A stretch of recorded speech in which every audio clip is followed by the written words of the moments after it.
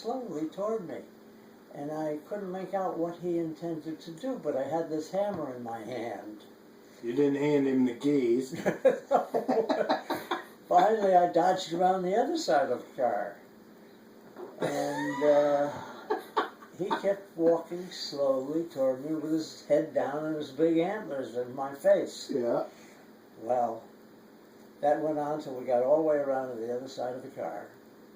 And then, for no apparent reason, he just stood up and ran off. But I was with this hammer in my hand thinking how I'm going to get through the antlers to hit him on the head if he really comes at me. Yeah. And then you told me the story about the one that jumped over your head on a trail. That was another story. That was over at Robin Hood, and I was walking down a path through high bushes. Yeah.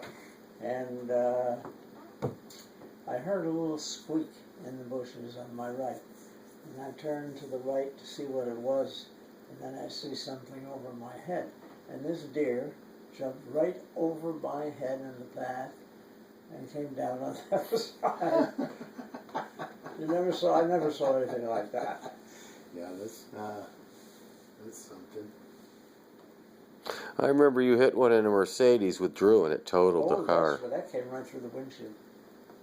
Yeah. Yes, that's right. We were driving home, my father and my brother and I, from Cleveland, Ohio.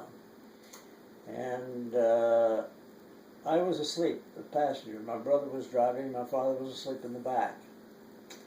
And all of a sudden, something heavy was on my chest.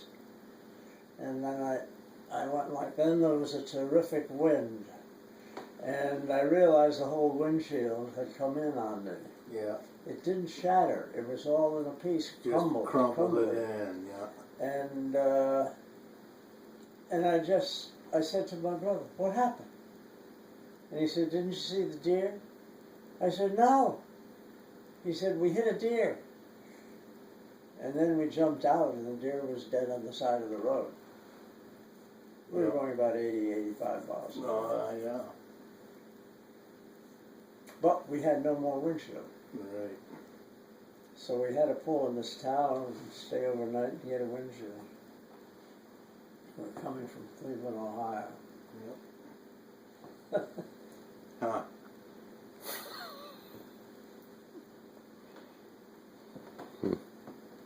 But those are the only two close contacts I had with deer on the road. They were close enough. I told him about the one you ran into near the ice cream stand, and you called it twice grilled when we ate it. Yeah. Oh, you killed it? Twice grilled, yeah. Yeah. Well, one of the times I hit a deer, it chased me around the car. And the other time we hit a deer, we killed it.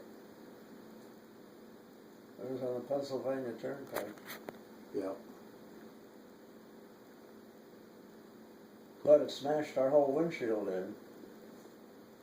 We had to limp into a town in Pennsylvania and wait till the next day to get a windshield.